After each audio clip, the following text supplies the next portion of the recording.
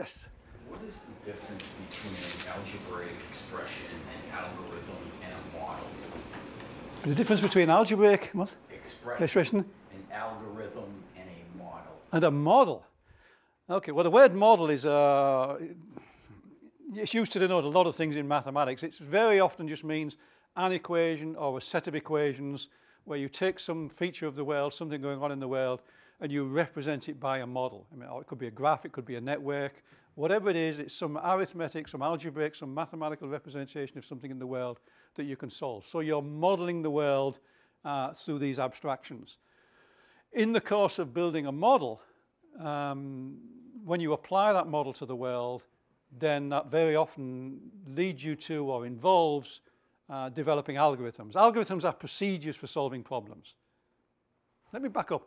I think the crucial distinction is that a model is a representation of an aspect of the world.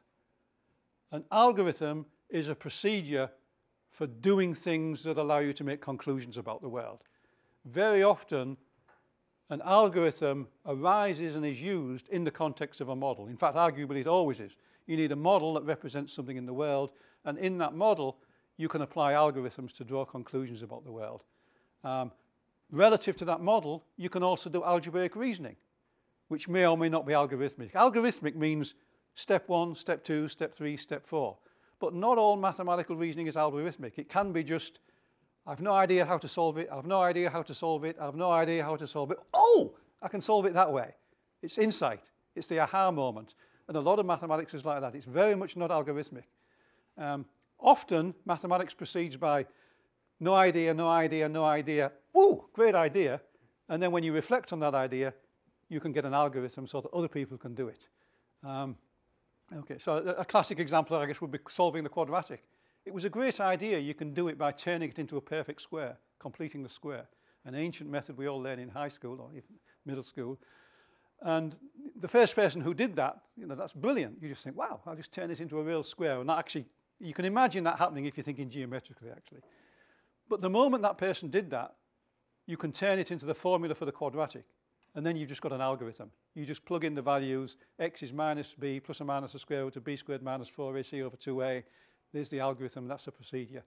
But that came about as a result of a great aha moment. So back to the question, models are how we start with the world and represent them in mathematics.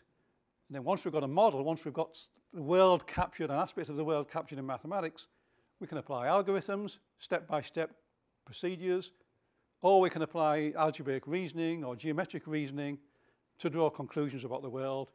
And that reasoning may be algorithmic, or it may just be thinking relationally until you have an insight. Okay, I think I've got as close as I'm going to get on the spur of the moment. Yeah.